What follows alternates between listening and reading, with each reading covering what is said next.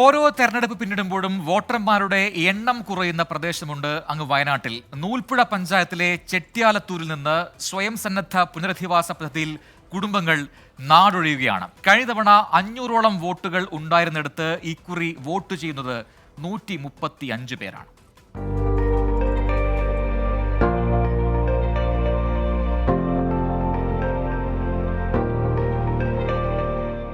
കൊടുങ്കാടിന്റെ ഒത്ത നടുവിൽ ഒരു ഗ്രാമം, അവിടെ ഒരു വിദ്യാലയം, ചെട്ട്യാലത്തൂർ സർക്കാർ LP സ്കൂൾ. ഇത് ഒരു പോളിംഗ് ബൂത്താണ്. സുൽത്താൻ ബത്തേരി നിയോജക മണ്ഡലത്തിലെ 102-ാം നമ്പർ പോളിംഗ് ബൂത്ത്. ഇവിടെ ആകെ വോട്ട് ചെയ്യാനെത്തുന്നവർ 135 പേർ.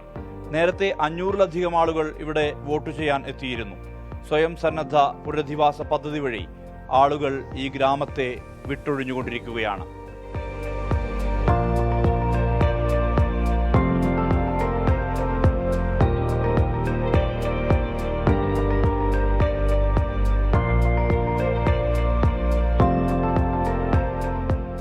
ഇപ്പോൾ ജനങ്ങൾ കുറഞ്ഞു. ഇപ്പോൾ ഞങ്ങളൊരു 100 ചില്ലറ വോട്ട് 160-165 വോട്ടായിട്ട്. ഇപ്പോൾ പുതിയ വോട്ടർമാരെ ചേർക്കാനില്ല, 2-3 പേരെ മാത്രമേ ചേർത്തിട്ടുള്ളൂ. ആളുകൾ കുറഞ്ഞു പോവുക.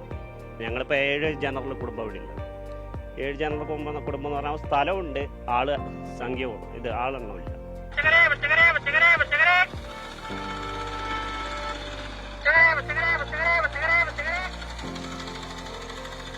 2018 കാലം ഇവിടെ ഉണ്ടായിരുന്നത് 110 കുടുംബങ്ങൾ, വോട്ടർമാർ 544. നിലവിൽ ശേഷിക്കുന്നത് 48 പട്ടികവർഗ കുടുംബങ്ങളും 7 വയനാടൻ ചെട്ടി കുടുംബങ്ങളും. വോട്ടർമാരുടെ എണ്ണം 135ആയി ചുരുങ്ങുന്ന 2024. പുതുതായി പട്ടികയിൽ ഇടം പിടിച്ചത് 4 വോട്ടർമാർ മാത്രം. അതിനാൽ തന്നെ തെരഞ്ഞെടുപ്പിന്റെ വീറും വാശിയുമൊന്നും ചെട്ട്യാലത്തൂരിനെ തൊട്ടിട്ടില്ല. ഒരുപാട് ഇലക്ഷൻ ആൾക്കാർ നല്ലൊരു ആവേശമൊക്കെ ഉണ്ടായി, അതിനുള്ള ആളും ഉണ്ടായിരുന്നു ഇവിടെ. ഇപ്പൊ ഒന്നാമത് അതിനില്ല, സൗകര്യങ്ങളും ഇല്ല, ആളുമില്ല. അതാണ്. വന്യമൃഗശല്യമുണ്ട്. പുനരധിവാസ പദ്ധതി സജീവമായതിനാൽ സർക്കാരിന്റെ മറ്റു പദ്ധതികൾക്ക് പുറത്താണ് ഈ ജനത. പിറന്ന മണ്ണിൽ നിന്ന് മറ്റൊരിടത്തേക്ക് ചേക്കേറാൻ മനസ്സില്ലാത്തവരും ഉണ്ട്. ഈ കാട്ടിന്റെ ഏരിയത്തില് നമ്മൾ എല്ലാരും ഗാർഡുമാര്, ഫോറസ്റ്റുകാര്, റേഞ്ചര്, DF അങ്ങനെയൊക്കെയാണ് നമ്മൾ പറയുന്നത്. ഇവിടുന്ന് ഇറങ്ങിപ്പോണം. നമ്മൾ ഈ കോണവാലുള്ള സ്ഥലത്ത് പോയിട്ട് നമ്മൾ എന്ത് ചെയ്യാനാ? അവിടെ ചത്ത് കഴിഞ്ഞാൽ ഇത്ര ഭൂമിയിൽ ഞങ്ങളെ കുഴിച്ചിട്ട് കഴിഞ്ഞാൽ നമ്മൾ ആ കയ്യും വായി കഴുകുന്ന വെള്ളമൊക്കെ നമ്മളെ കുയിലേക്ക് അത്ര ഉള്ള സ്ഥലത്ത് നമ്മൾ എങ്ങനെ ജീവിക്കും?